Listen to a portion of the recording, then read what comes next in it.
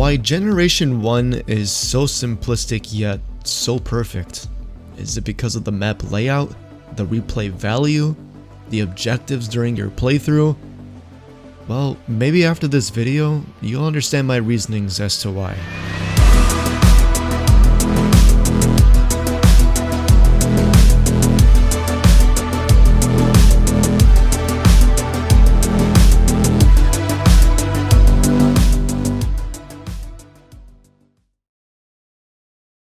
When we take a look at the term simplistic, it's subjective. Everyone will have a different perspective of what simplicity is to them, but it comes down to what Pokemon game is straightforward and simple to complete. Could we potentially agree that Generation 1 takes the cake? Sure, Generation 1 is of course the first installment of the series, so of course it's going to be basic, but as the generations came along, how complicated did they start getting? Like every Pokemon game, you strive to become the region's champion and complete the Pokédex. But of course, how you get there varies depending on the obstacles that come your way, to which we come down to what the story even is. Now traditionally, the story elements indicate how much a player needs to accomplish before completing the game's main objectives. In this case, you're literally tasked to stop a mafia from rising to power. Like in most video games, these are the bad guys that you need to take care of. I'm not exactly too sure what it is about Pokemon, but by simply defeating a bad guy in a battle, quite literally everything falls apart. To this day, I'm not sure how some scenarios don't need to happen, but they still happen anyways. Why? Because you defeated them in a fight. I feel like it's different in Gen 1 because Giovanni ultimately understands defeat and retires once he learns that he will continue to be bested no matter what power he obtains. But of course, a story of beating bad guys is only a fracture of how Generation 1 overall is so simplistic.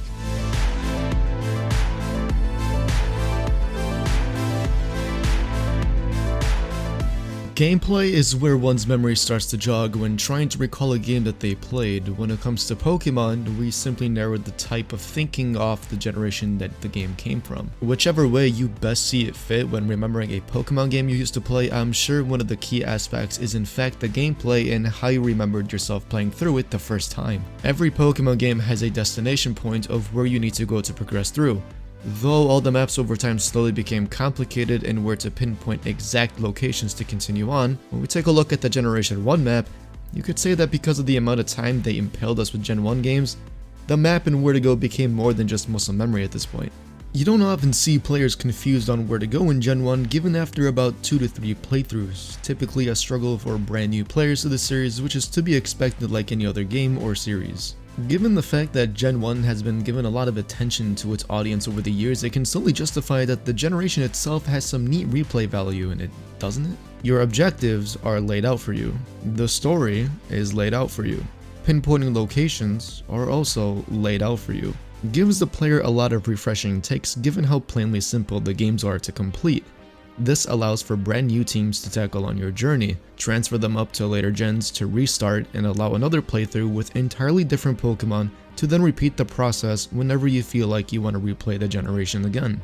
Of course, it's much simpler to do in Fire Red and Leaf Green given the technology and methods, but fun fact, that's actually one of the core games that people often recommend for starters, but I digress. Which leads to my next point on how Fire Red and Leaf Green are the most optimal ways of playing through Generation 1. The significant difference between Red and Blue and Fire Red and Leaf Green is that it gave Generation 1 more life thanks to the capabilities of the GBA. Overall, as the world moved to reach Generation 3, remakes were further expanded on to re-deliver past adventures in an all-new way. Of course, the soundtracks and having more backspace, live color, typings, battle mechanics, moves, and TMs, the list goes on, and how significantly enhanced the player experience is to revisiting the Kanto region where it all started. With additional content added to those games, it makes replaying the games more worth it, especially for completing the Pokédex and obtaining Pokemon with moves that they normally don't get nowadays. There's a lot of benefits, but overall kept the source material the same. I promise you I was not being paid to say all this, but hey, this is the concept of Generation 1, and I think you should give it a go and probably give it a few attempts here and there and see how truly you can complete this game in a very simplistic manner, and honestly just figure out what kind of Pokemon you're capable of bringing along, and doing it all again with entirely new sets of different Pokemon too. There's so many concepts and topics of Pokemon that I'd love to dive into, and this is pretty much the direction that I'd love to head with this channel moving forward. If you guys truly enjoy this type of content, make sure you drop me a thumbs up and subscribe if you're new to the channel. It really does help out a ton, and it lets me know if you guys want more of the stuff. I truly enjoyed making this, and I got a lot of ideas ahead of us that I should definitely cover for us to talk about, and you always learn a thing or two every day, right? And a lot of these topics that I got in mind, you can definitely learn a thing or two. That's gonna be it for today's video. Hope you guys enjoyed. Take care of yourselves, and I'll catch you guys in the next one. Peace out.